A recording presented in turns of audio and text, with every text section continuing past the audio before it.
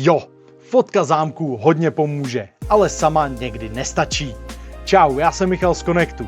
Tohle se u pultu děje často. Člověk přijde a řekne, potřebuju vyměnit zámek ve dveřích, mám jen fotku, stačí to? Ale jo, fotka je super. Ale když vidíme starý zámek nebo rozměry zámku, hned víme víc než z popisu po paměti. Jen se potřebujeme doptat na pár věcí.